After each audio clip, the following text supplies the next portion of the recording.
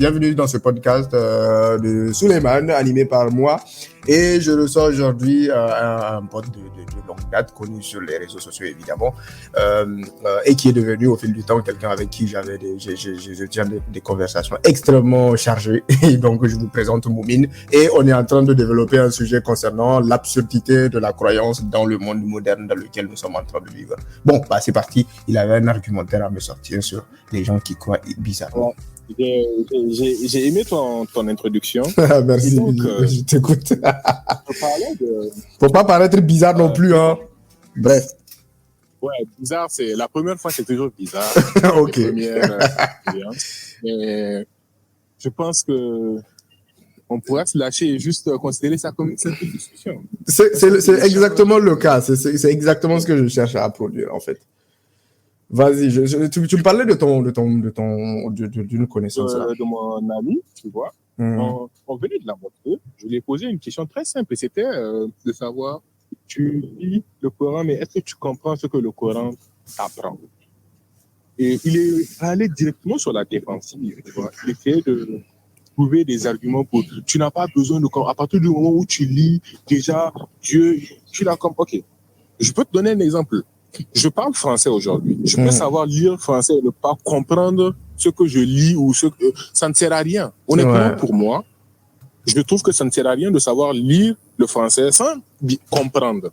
Je lui ai donné un exemple tout bête. C'est comme si je lui disais, OK, je monte à vélo. Je peux écrire, je monte à vélo. Mais si toi, tu ne comprends pas ou moi, je ne comprends pas ce que j'ai écrit, comment la communication se fait? Ouais, je vois ce que c'est. Et ça, je l'ai remarqué.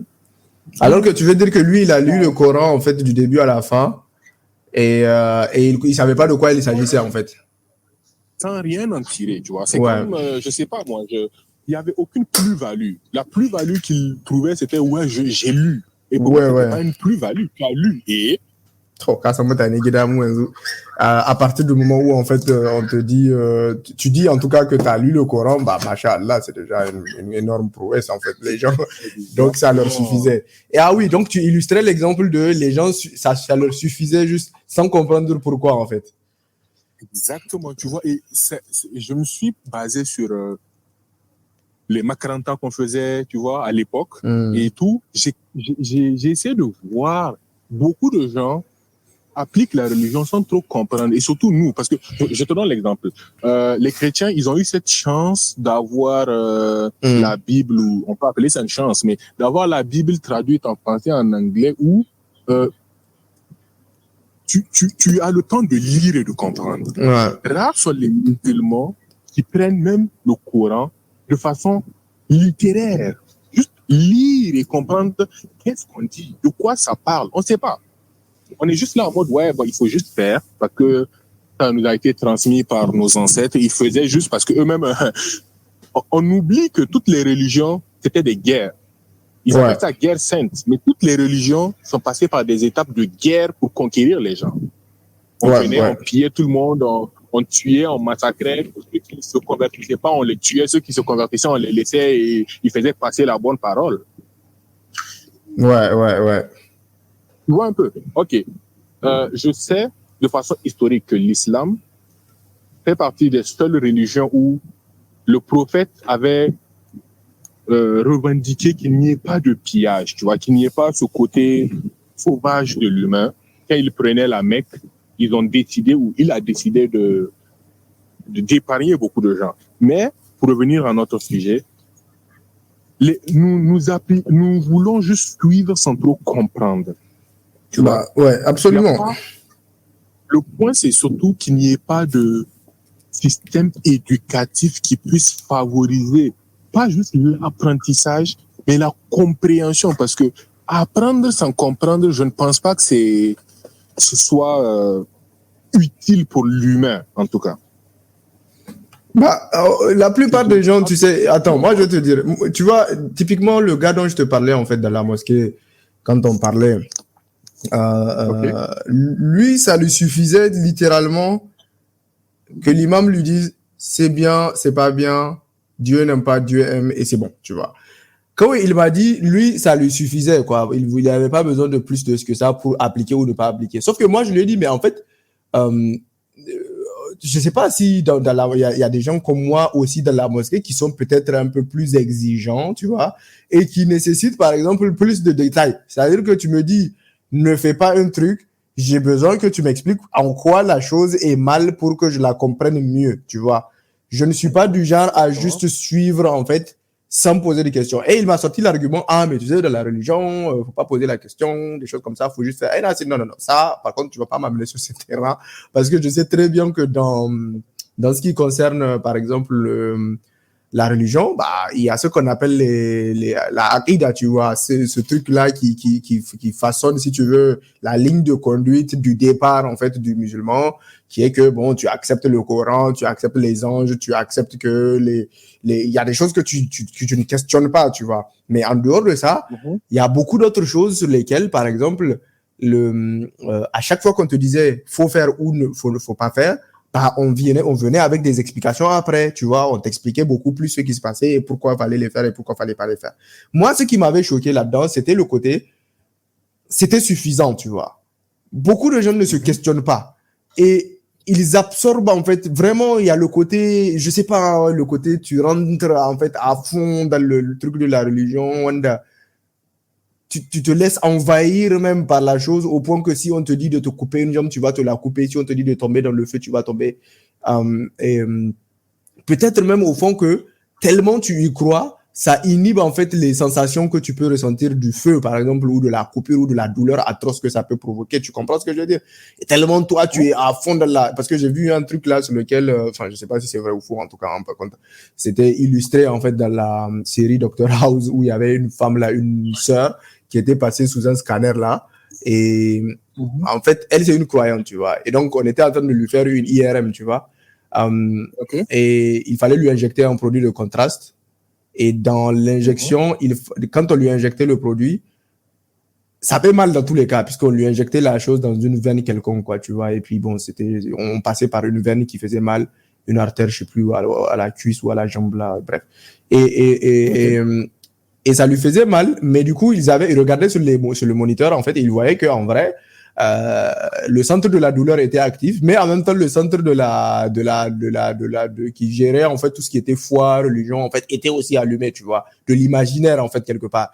Et ça montrait que les deux partaient de pair, dans le sens où elle ne réagissait pas physiquement dans le monde réel, c'est-à-dire elle ne montrait pas qu'elle avait mal, elle absorbait la douleur, elle la vivait bien, ce qui prouve que quelque part, elle avait un mécanisme qui lui permettait d'accepter la douleur.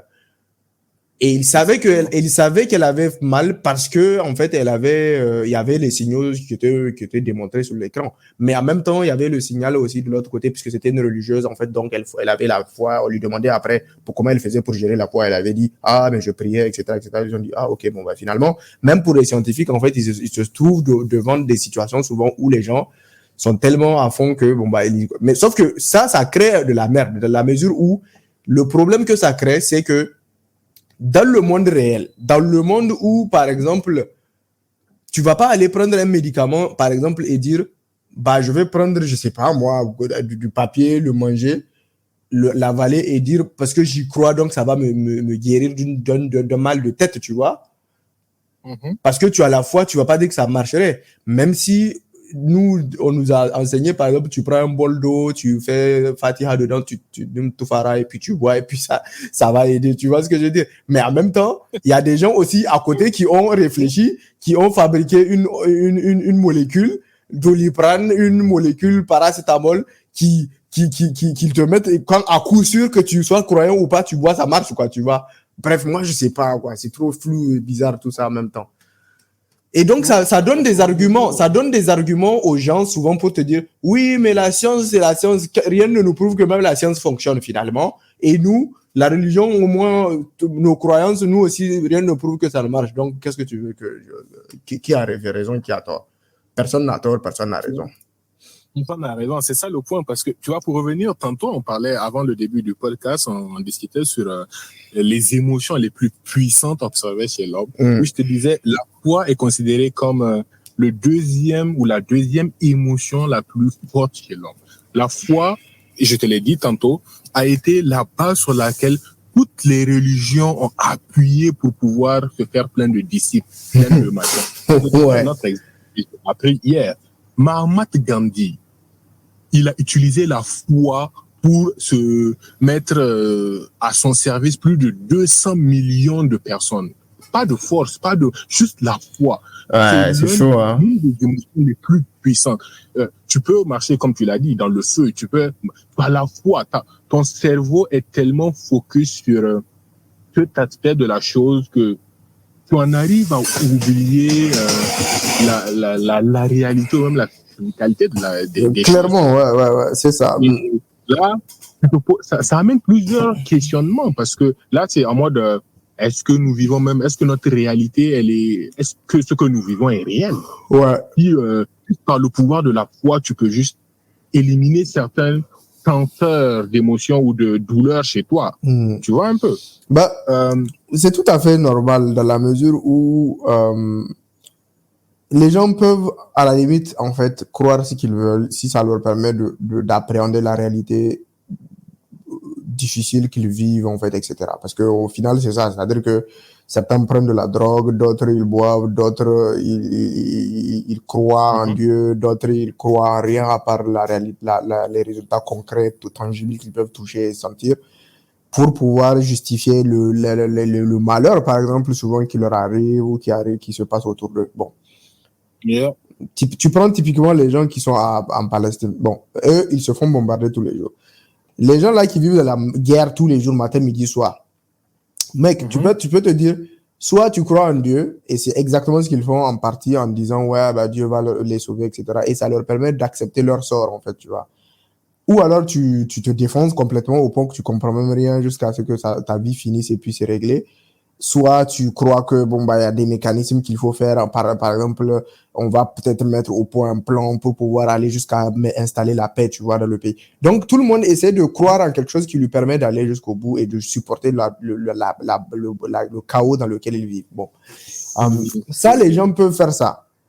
Le problème moi que ça me pose, c'est que à un moment ou à un autre, on en arrive à un point où on se dit, ok, toutes ces alternatives que je t'ai données pour expliquer la réalité, y compris l'alternative qui consiste à dire la science explique également la réalité, et ça c'est par des méthodes qu'on peut mesurer et quantifier, toutes ces alternatives sont équivalentes. Et moi, je ne suis pas d'accord avec ça, tu vois. Je crois qu'il y a des choses qui sont inexplicables. Peut-être que ça donne par hasard, en fait, des résultats positifs. Ok. Mais d'un autre côté, il n'y a qu'une seule méthode qui permet d'avoir à coup sûr des résultats fiables sur lesquels on peut se fier et puis appréhender la réalité, c'est la science qui te permet de calculer, de mesurer, d'avoir un résultat et de dire, OK, je vais appliquer ça et même demain, si je refais ça, ça va me donner le même résultat. Et c'est ça le truc. Seulement, tu te retrouves avec des gens qui, tellement ils sont à fond dans leur truc de croyance ou de je sais pas quoi, vont te dire que tout autant que toi aussi, tu as des résultats qui te permettent de régler. Moi aussi, ma méthode qui consiste à croire en quelque chose que je ne vois pas ou que je n'entends pas ou que je ne sens pas, par la force de ma croyance au fait que les choses vont finir par devenir ce qu'elles vont devenir, les choses vont finir par devenir ce qu'elles vont devenir, tu vois. Et comme pour revenir à l'exemple du début, on va pas faire décoller un avion parce qu'on croit qu'il va décoller si tu n'as pas mis d'essence là-dedans, mon gars. Donc c'est un peu particulier et ma difficulté c'était ça. Depuis le début, on discutait avec des gens et je te jure au point où tu leur dis mais en fait là mec tu vois dans un endroit où tu parles avec des scientifiques ou des gens qui sont partis à l'école un minimum, jamais ils vont écouter ce que tu as à dire quoi et accepter ça. Bref, c'est assez particulier quoi de débattre sur des sujets comme ça avec des gens. Donc ouais. Yeah, nous vivons dans une réalité très, très, très complexe. Et tu l'as dit tantôt, il y a beaucoup de choses que on ne comprend pas nous-mêmes. Je peux te donner un exemple tout bête. La conscience, encore, fait partie des sujets que nous ne comprenons pas en tant qu'espèce humaine, tu vois. Ouais. Et il y a beaucoup de facteurs qui rentrent dans ce truc de conscience, tu vois. Et généralement, comme je te l'ai dit tantôt, l'humain a tendance à toujours être sur la défensive quand il sent que ces arguments ne sont pas valides.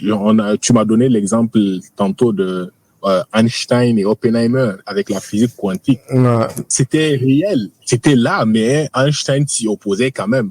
Aussi brillant soit-il, l'une des têtes de notre génération, de notre espèce humaine, aussi brillant soit-il, il s'y est opposé. Et pourtant, aujourd'hui, nous vivons dans un monde où ce n'est plus un débat que la physique quantique. N'empêche, il y a des gens qui quand même ont du mal avec tout ça toujours, quoi. Tu sais, c'est ce qui fait la beauté de l'espèce humaine. Nous avons tous nos différences, nos visions, nos expériences. On est en 2024 et pour te dire à quel point l'être humain nous sommes des chefs-d'œuvre. Nous sommes en 2024 et il y a des gens qui croient toujours que la Terre est plate. Ouais, je suis d'accord avec toi. Du coup, ça te donne un peu la perspective et tu vois comment je vais dire ça? La manière où je ne trouve même pas comment phrase ça. À quel point l'humain peut être sur un point et s'y tenir, tu vois. Ça, moi, je trouve que c'est une position de confort, en fait, tu vois. Ça, c'est vrai. Et on sait que l'humain aime trop sa zone de confort. On n'aime pas quitter nos zones de confort. On n'aime pas le challenge. On n'aime pas l'opposition. On n'aime pas tout ce qui va à l'encontre de ce que nous croyons. Absolument, ouais.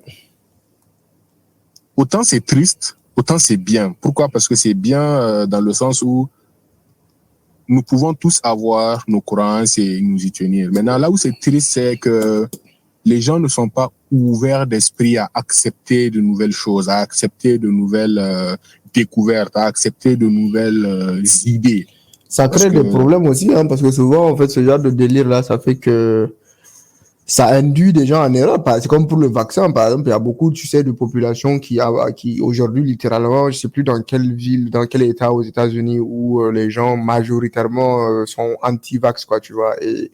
Et eux, ça crée la merde parce que en fait, ce genre de choses, ça fait que des gens croient que les vaccins peuvent dériver vers des trucs complotistes, tu vois, en mode, ouais, l'État contrôle les gens par le vaccin, par je sais pas quoi, par etc., etc. Ou bien même que les vaccins, en fait, sont la base de certaines maladies, etc. Ce que je n'en disconviens pas, c'est-à-dire que ce sur quoi je ne disconviens pas, parce que c'est-à-dire, il y a aucun médicament qui n'a pas d'effet secondaire. Donc, on peut trouver des cas de problèmes liés à ça. Par contre, entretenir l'idée que moi, mes enfants ne vont jamais prendre, en fait, ni moi-même de vaccin sous prétexte que ça ne sert à rien, c'est faux, factuellement, tu vois. Et ça, tu vas me dire, oui, ok, ce genre de gens, y compris les gens qui croient que la Terre est plate, c'est pas mal finalement qu'ils existent, parce que c'est quelque chose ça permet que l'idée inverse, du coup, existe en réalité, parce que la contradiction, l'idée n'a de sens que si, à l'inverse, il y a quelque chose qui va à l'encontre d'elle-même. Donc, ça a du sens, mais en même temps, comment dire, il y a des cas où ça induit en erreur, en fait, ces choses-là. Donc, tu as des contaminations. Croire que la Terre est plate, si tu as ça, par exemple, ok, on s'en fout, parce que tu le crois ou pas, ça n'empêche qu'il y a des gens qui prennent quand même l'avion, qui, lui, fonctionnent pourtant selon les lois basées sur le fait que la Terre n'est pas plate, mais ronde. Exactement.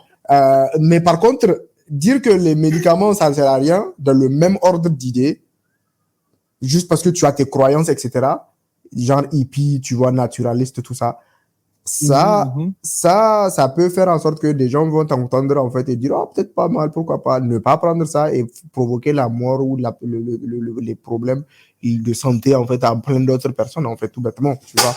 Et ça, c'est pas intéressant. Ça, c'est pas... Je vois le point. Ouais. Et tu as complètement raison. Après, tu sais, moi, je pense, c'est mon opinion. Tous les gens qui sont cambrés sur ce genre d'idées, je pense que c'est parce qu'ils n'ont pas eu d'expérience tangible. Je m'explique. On va commencer par l'exemple le plus simple. Les gens qui pensent que la Terre est plate. Si on pouvait donner l'opportunité, j'appelle ça une opportunité parce que c'est pas sûr qu'on le fasse. Si on pouvait donner l'opportunité à ces personnes, l'opportunité d'avoir un voyage à bord de l'ISS, tu vois un peu la station spatiale, pour un mois, je pense que leur vision de la Terre est plate allait changer, quelle que soit leur croyance. Tu crois? Oui. Moi, j'ai une question à te donner. Et quand tu es devant les faits accomplis, ta croyance chiffre parce que tu sois intellect ou que tu sois borné. Et si, je sais pas moi, tu dis que le ciel est bleu, exemple, n'est-ce pas? Et tu n'es jamais sorti de ta pièce, tu t'entends toujours à dire que ouais, le ciel est noir ou rouge ou whatever.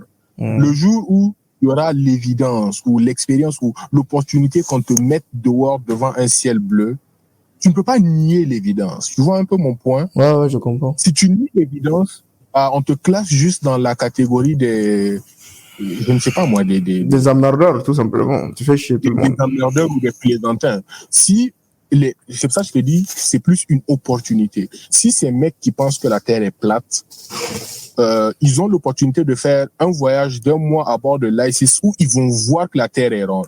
Si ces mecs reviennent sur Terre et reprennent toujours la théorie, la Terre est plate. Toi, en tant que scientifique, en tant qu'intellectuel, en tant qu'humain, comment tu les appréhendes? Comment tu les juges? Ouais, je vois, ouais. Non, mais... Tu vas juste être en mode, vous venez d'avoir la preuve. En fait, on vous a amené pour que vous puissiez voir. Tu sais, je vais te dire un truc, hein, en vrai. Il y a des gens qui, voilà, quelle que soit l'évidence, ils vont jamais croire, quoi, en vrai. C'est comme, tu sais, les gens qui croient au racisme, par exemple, qui croient, non, les racistes, en gros, c'est les gens, en politique, typiquement, je ramène les choses à la politique brièvement pour t'expliquer le point de vue. C'est des gens qui croient que, par exemple, quand ils sont racistes, d'accord? Et il y a beaucoup de gens qui croient que pour combattre le racisme, il faut expliquer aux racistes, quoi, tu vois. Il faut discuter avec les racistes pour leur montrer que nous ne sommes pas nous sommes les mêmes, que finalement les gens sont juste de la couleur de peau, ça fait pas en sorte que ça change pas le fait que vous avez le même sang qui coule, etc., etc.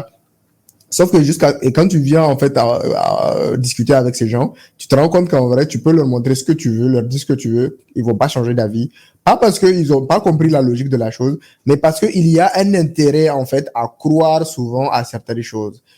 De la même façon, la logique qui fait que les gens croient en certaines choses, du genre terre plate, anti-vaccin, etc., la religion, pour parler de la religion, au-delà, en fait, du côté, ouais, mais je croyais, je me suis trompé, donc on vient de me montrer l'évidence, donc je change d'avis. En fait, il y a des raisons. On a évoqué pour la question religieuse tout le côté patriarcat qu'il y a derrière, tout le côté politique de domination sur les femmes que les hommes peuvent avoir dans la question religieuse, par exemple. De la même façon, par exemple, si tu prends, je sais pas moi, le côté vaccin ou anti-vax, il se pourrait tout à fait que dans ces communautés-là, en fait, il y ait une sorte de groupuscule qui contrôle ces gens-là d'une manière ou d'une autre par la domination, tu vois. Et que la seule façon pour que ces gens-là soient rattachés à eux, je sais pas, moi, cotise, donne de l'argent pour je sais pas quelle connerie, c'est que tout le monde collectivement croyant que, les vaccins, c'est la merde. Et de la même façon, on n'a pas intérêt à croire que la Terre est ronde parce que si on croit que la Terre est ronde, en dehors des idiots, quoi, qui croient réellement que la Terre est plate, ceux qui croient que la Terre est plate et qui ne changeront pas d'avis. Les idéologies des hommes. Non, ce sont des hommes. Oui. Non, mais oui, mais il y a des pensées qu'il faut combattre au Boro, tu vois. Je pense, justement, tu vois, cette idée qui consiste à dire que toutes les idées se valent et que toutes les idées sont des idées. Non, il y a des idées de merde stupides, il y a des idées idiotes et il y a des idées de bonnes idées. Voilà. Donc les mauvaises idées, faut pas les laisser diffuser. Ça, c'est comme la gangrène en fait. Ça fout la merde dans les pays, dans la tête des gens. Exactement. That's my whole point, tu vois. Voilà. Parce que pour moi, à partir du moment où on te met devant l'évidence et que tu es toujours enclin à faire ça, on te classe dans la catégorie des idiots. Et ok, il y a un truc qui est beau chez l'humain. L'attention qu'on te donne permet de t'expandre. Tu vois un peu. Exemple, les gars qui font des films, les acteurs. Si aujourd'hui, l'attention qu'ils donnent ou bien on ne leur donne pas de l'attention, ils ne seront rien. You feel me? Les chanteurs. Allô? Je t'entends, je réfléchissais juste à ce que tu viens de dire. En vrai. Ouais, un peu. Ouais, je vois, ouais. Les politiciens, les scientifiques, plein de choses, c'est... Les fous. Il faut qu'il y ait un minimum d'attention que les gens te donnent pour que... Est-ce que tu m'as entendu? Les fous, par exemple, les fous. Les fous? Ouais, les fous. Ils sont là. Non, moi, je me suis toujours dit que les fous, parce qu'il y en avait un que j'avais connu là quand j'étais au CM2 ou CM1, je sais plus quoi. Genre, je le voyais, il marchait dans la rue et puis il se prenait une pierre, il jetait à l'air verticalement sur sa gueule, en fait. Et puis, le moment où ça va tomber sur sa tête, et il avançait, tu vois. Et elle tombait derrière lui. Et j'avais regardé ce gars, parce que tout le monde était là, en mode, ah, faut arrêter, Et je me suis dit, mais ce mec-là, si on était dans un monde où personne n'existait et qu'il y avait que lui seul, est-ce qu'il ferait ça quand même, tu vois? Très belle question. Bon, après, je sais qu'il y a des gens qui ont juste des problèmes mentaux et qui feraient ça. Honnêtement, je suis pas en train de dire que tous les fous sont tous les gens qui, mais il y a une, je sais pas pourquoi, il y a beaucoup de gens que tu vas voir dans la société, des gens qui viennent avec leur moto, qui font des conneries, il y a des gens qui viennent, ils hurlent quand il y a du monde. Et tu te dis, mais ces gens-là, si personne n'était dans cet endroit-là, est-ce que tu viendrais quand même faire ton truc là, en fait, pour qu'on te regarde? L'attention est l'une des, et pour te dire, toutes les grosses compagnies de cette planète, multimilliards compagnies, ils utilisent ça pour faire de l'argent. Attention. Oui, et c'est pour ça, en fait, sur Internet, littéralement, ça s'appelle attention spam. Pourquoi tu passes 1000 heures à regarder du contenu YouTube? C'est pas payant, tu payes rien. Pourquoi? Parce que tu payes en donnant de ton attention. Mec, si tu consommes, si quelque chose t'est vendu et qu'il est gratuit, c'est que vraiment c'est toi le produit, quoi. Exactement, c'est toi tu vois un peu mon point. C'est que si personne ne consommait ou ne donnait de l'attention à YouTube, elle n'allait pas prospérer, ça allait mourir. Ouais, je suis d'accord. Personne n'allait pas faire de l'argent. Et mon point, c'est, pour revenir au point, ces mecs, quand on les met devant l'évidence et qu'ils sont toujours bornés sur leur truc, c'est que ils ont besoin ce n'est plus une question de, je crois que la Terre est plate, c'est une question de, j'ai besoin d'attention, parce que c'est ce que, chaque humain a son besoin. Il y en a certains, c'est l'attention qu'ils veulent. Ils veulent juste que tout le monde soit braqué sur eux. Tout le monde, même s'ils racontent de la merde, ils ont quand même ce besoin de se faire écouter, de se faire entendre, même s'ils vont raconter. Et pour moi, c'est classer ces mecs dans cette bulle. Pour revenir au truc de l'antivac, même les antivac, ils sont là comme, je sais qu'il y en a beaucoup, tu vois, quand c'est sérieux, on va décider de machin, mais la plupart, c'est quand la maladie, on va prendre l'exemple de Covid, quand la maladie les touche ou touche un de leurs proches, et quand ils voient la souffrance de ce proche, et qu'ils voient que, au fait, si je ne fais rien, il va crever, j'ai pas envie qu'il crève. Et là, tu vois, on est en mode, OK, on va essayer de voir ce que les médicaments vont faire. Mais dans tous les cas, on sait que c'est Dieu qui guérit. Tu vois, il y a toujours ce côté de... On veut pas que le proche meure. Du coup, on va aller avec la solution scientifique. Mais au fond de soi, même si c'est la solution scientifique qui fonctionne, on est toujours cambré sur, au fait, même si les médicaments ont contribué, dans tous les cas, c'est Dieu qui a fait en sorte que la personne ou Dieu ou les croyances dans lesquelles les croyances de la personne, ça peut être des pierres astrologiques, ça peut être de l'énergie. La personne va dire que c'est ça qui a guéri la personne. Tu vois un peu mon point. Alors que le moment où tout était, c'était le moment fatidique. Là, on revient au fait de est-ce qu'on va pas, il faut les médicaments, on va essayer. Exactement, je vois ce que tu veux dire. Ça, c'est la peur, en fait, tu vois, c'est la peur du. Là, on voit que c'est comme si quelque part tu te dis Dieu ne répond plus à tes trucs, en fait. Alors que mec, peut-être que Dieu est en train de justement répondre. Et ça, pour te dire, pourquoi j'ai illustré ça, j'ai lu ça ce matin dans le livre de Napoléon, Il Think and Grow Rich. L'opposé de la foi, c'est la peur. Il a donné un exemple dans son document, c'était... Par contre, on est d'accord, c'est un raccourci quand même, non? Tu dis? On est d'accord, c'est un raccourci. Un raccourci dans quel sens? Dans le sens où l'opposé de la foi, systématiquement, on pourrait se dire que c'est la non-croyance, quoi, en fait, l'opposé de la foi. Ouais, donc, sauf que je comprends le sens de ce qu'il dit dans le sens où Quand tu arrêtes d'avoir, quand tu commences à avoir, quand tu n'as pas peur de quelque chose qui est censé pourtant te faire peur, c'est que parce que tu as foi en quelque chose qui peut te résoudre le problème en soi. Tu vois? Un truc higher than Ouais, yourself. ouais, c'est ça. Ouais. À partir du moment où ce truc higher than yourself te donne pas la réponse à laquelle tu t'y attends, automatiquement, c'est la peur qui prend. T'es là comme, ouais, mais ça n'a pas répondu. Comment je vais faire? Comment je vais me débrouiller? Je vais mourir. Ça va m'arriver. Et tu switches sur un tout autre canal de réflexion qui est, on peut dire, on va supposer ou machin, le contraire de la réflexion critique, de la foi, tu vois, en tant que tel. Le gars est juste en mode, un exemple. Quand tu es généralement, il a dit ça, c'était drôle parce que je me suis revu là-dedans. Généralement, les gens commencent à prier ou à invoquer ou machin quand c'est toujours le dernier recours. Ah, si tu vois un peu le point. Ouais. Quand tu es dans des problèmes où le seul esprit dans ta tête ou bien la seule émotion qui prime, c'est la peur. Tu es là comme, j'ai pas de quoi manger, je suis dans des problèmes de, je sais pas moi, ça peut être financier, ça peut être social, le seul recours, c'est à prier. Et tu t'attends à une réponse sur place. Immédiate, ouais. Et on ne prie pas pour la foi, on ne prie pas parce que, on a foi ou on pense que ça va régler. Non, on prie sur le sentiment de peur. En mode, ouais, bon, il faut que je prie parce que si je prie, je vais avoir une réponse. Et généralement, c'est pas ce qui arrive. Les gens qui prient sur le sentiment de peur, ils n'ont jamais de réponse. Je vais pas dire jamais parce que je n'ai pas de données tangibles pour appuyer ça, mais ils n'ont pas c'est toujours faire le truc au dernier moment, prier, mais ça résout jamais le problème, quoi. Tu es toujours dans cette phase de peur. Mais à partir du moment où tu es là comme... En fait, là, je te donne un exemple. Peut-être tu vas te reconnaître là-dedans.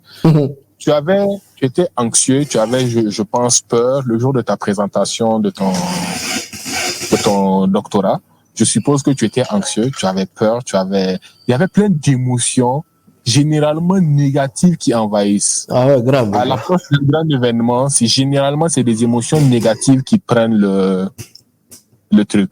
Mais le moment où tu es monté sur la scène, où il y avait plus de retour à faire, il y a eu ce truc de j'ai foi en ce que j'ai fait. Tout ce que j'ai fait, je sais ce que j'ai fait. J'ai confiance en moi et je vais dominer, je vais conquérir mon public. Et ce switch-là, c'est le passage des émotions de la peur, de machin, à la foi. Ça peut être la foi en toi-même, en mode, je suis là et je vais faire ça du mieux que je peux parce que je sais que je suis le meilleur dans ça. Ouais, tu montes sur la scène, tu parles. Des fois, même, tu te dis, est-ce que c'est moi qui ai présenté tout ça?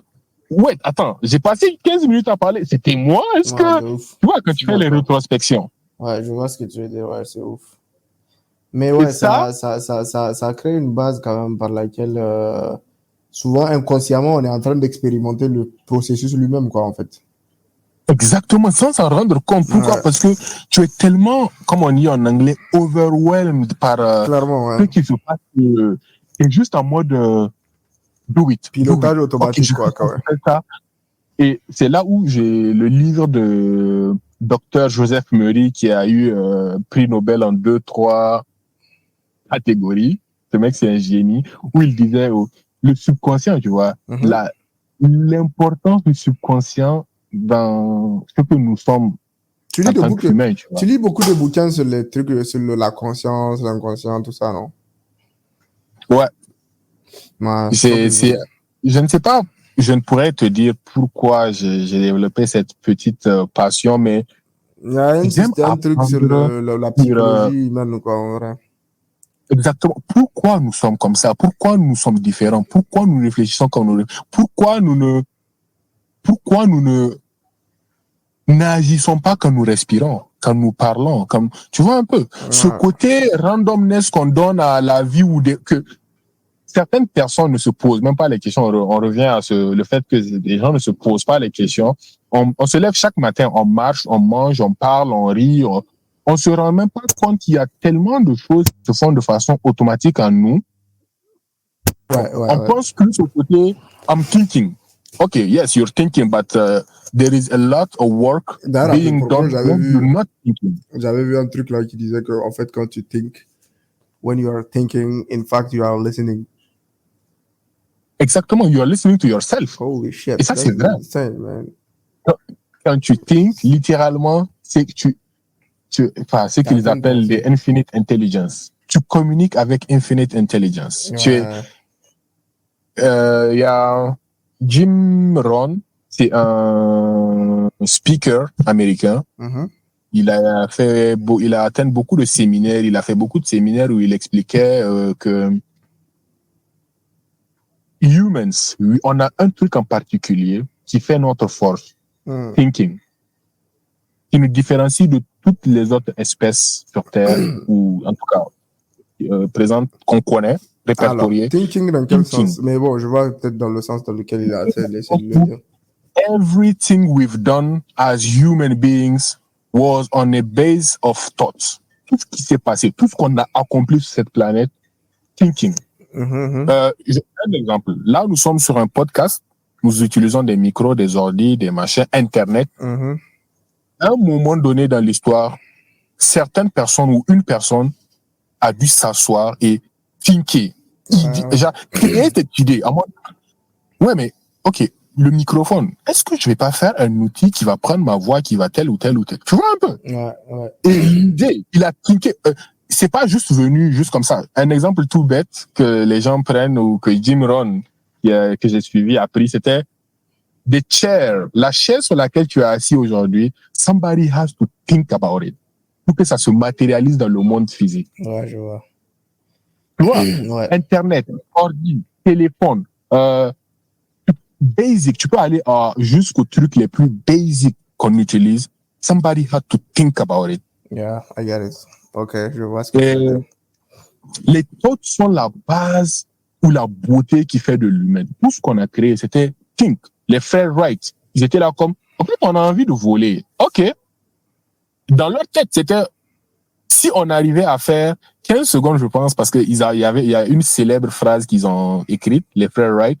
Leur but, quand ils ont commencé à faire l'avion, c'était même pas de voler. C'était juste de faire 15 secondes en l'air. Ouais.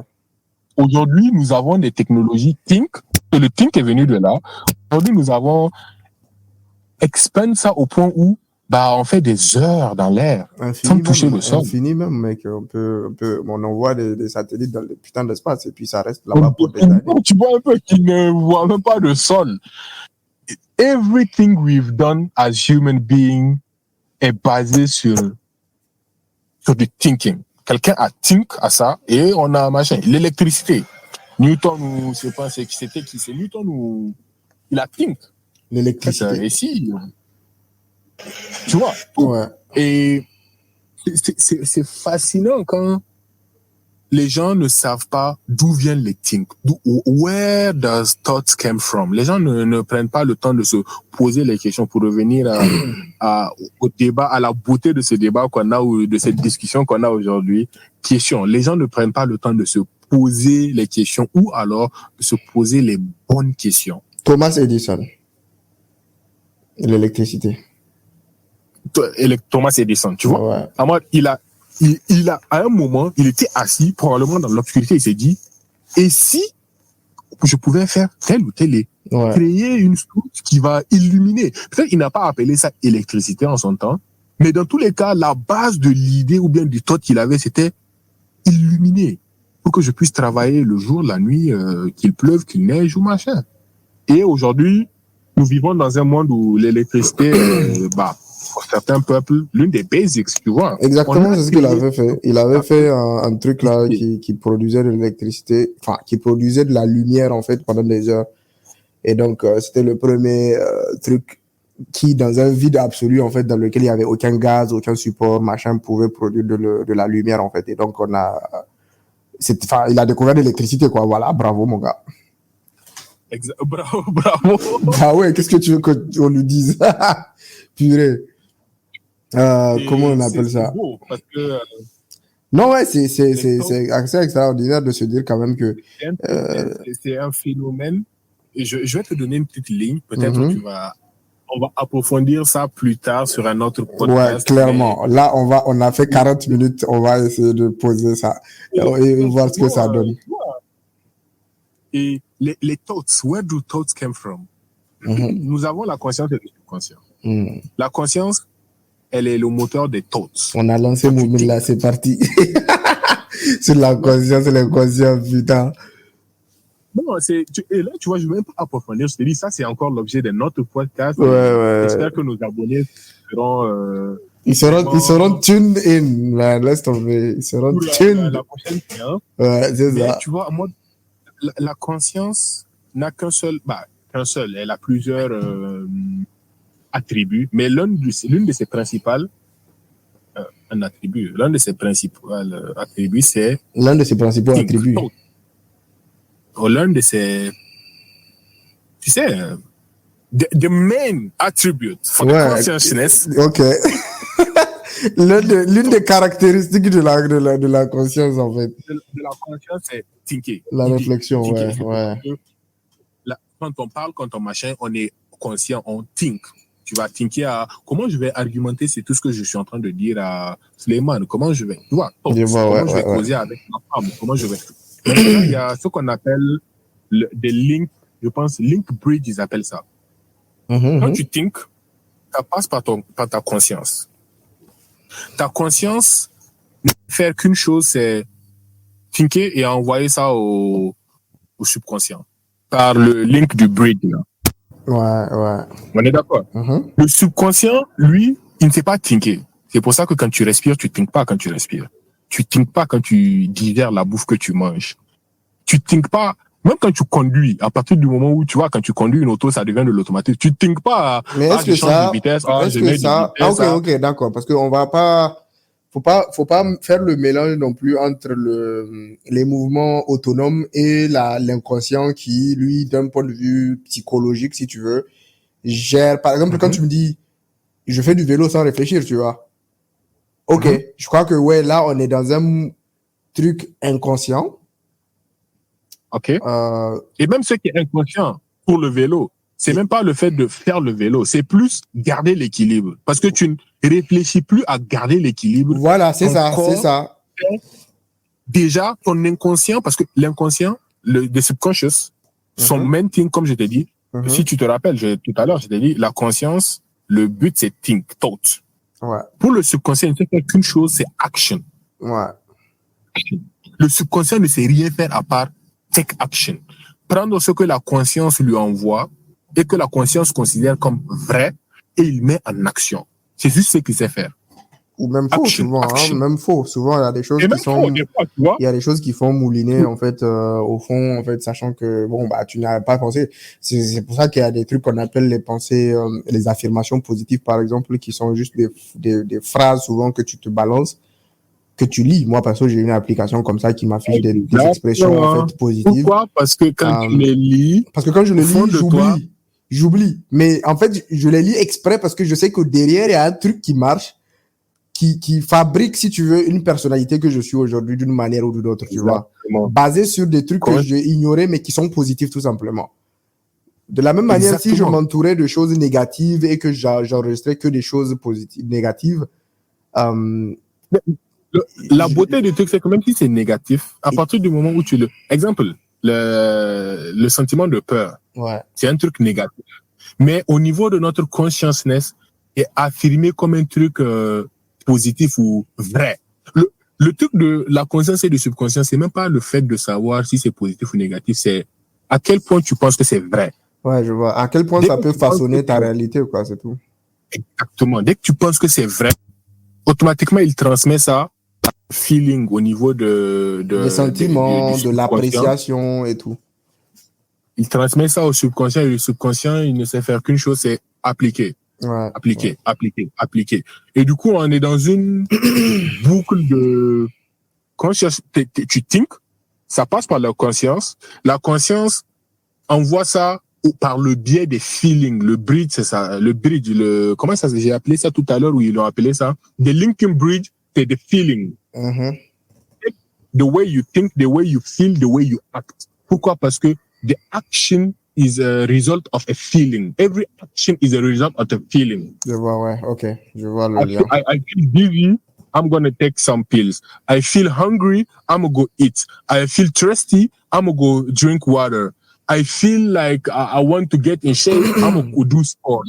I feel like I need sexual tension. So I have to fuck. Okay. Tu vois un peu? Je vois ce que tu veux dire. Think à ça, ça se transforme en feeling au niveau du bridge. Maintenant, quand ça passe au niveau du subconscient, c'est juste action. Okay. Tant que c'est vrai et que ça arrive au niveau du subconscient, lui, dans sa tête, c'est juste, attends, le mec, il pense que, je vais prendre l'exemple, la meuf, elle pense qu'on lui fait une IRM dans la série Dr House. Mm-hmm. Elle pense que, elle n'a pas besoin d'avoir mal ou, tu vois, dans sa tête, c'est fate, en mode, j'ai pas à avoir mal ou machin parce que, voilà, je peux absorber ce truc. Donc, elle agit. OK. Son feeling, c'est, je crois en Dieu ou une autre puissance plus machin. Rien de ce que vous pouvez me faire ne va m'atteindre. Ah ouais. Donc, je ne réagis pas. Le feeling, c'est, rien ne va m'arriver parce que, voilà, j'ai peur de rien. Rien ne peut m'arriver. Mm-hmm. Ça se traduit sur le subconscient qui est là en mode, mais la meuf, là, elle pense que rien ne va lui arriver, on va inhiber tous les senseurs de douleur. Ouais, je vois ce que tu veux dire. Et l'action, c'est, les senseurs de douleur, ils sont plus réceptifs. Et la personne est juste là en mode, qu'est-ce qui se passe? C'est passé par plusieurs étapes que les gens ne se posent pas forcément de questions, mais c'est beau pour celui qui décide d'explorer. C'est un univers. Nous sommes des êtres très complexes et très fascinants. En tout cas, c'est un sujet qu'on va peut-être aborder prochainement, très prochainement d'ailleurs, parce que là, on est en train de mettre en place toutes les bases, si tu veux, si vous voulez, cher abonné, parce que Moumine fait partie du coup du staff, il fait partie des invités qui vont détailler ces sujets-là probablement. Et donc là c'est vraiment une base et ça nous permettra de lancer les prochains débats, bien sûr, sur tous ces sujets qu'on a abordés, la conscience, l'inconscient, la religion, la place de les débats qu'on aura sur même la physique, les maths, la littérature souvent, même si moi c'est pas trop mon domaine dans ce contexte-là. Et puis voilà quoi. Donc Moumine, je sais pas si tu as quelque chose à rajouter. Je vais mettre fin à ce podcast. Juste pousser ou aviser tous nos abonnés ou tous nos futurs abonnés à appuyer la petite cloche. Ouais, c'est ça. Pour recevoir les notifications de quand nous serons en live ou quand il y aura du nouveau contenu à nous. Disponible partout, Spotify, YouTube et puis Google. Mais sur les choses, bon. N'hésitez pas à interagir dans les commentaires et à nous dire si vous avez des sujets spécifiques sur lesquels vous voulez débattre, interagir. Exactement. Nous ferons un plaisir de pouvoir dive in et essayer de voir qu'est-ce que nous pouvons apprendre parce que nous croyons tous ici que l'une des interactions entre les humains, c'est surtout l'apprentissage. Nous apprenons de vous et vous apprenez de notre expérience et nous essayons de construire un monde meilleur. C'est ça, avec nos petites pensées, nos petites phrases qu'on va prononcer ici. Donc voilà. À la prochaine et puis merci d'avoir écouté ce podcast. À plus. Allez, bye.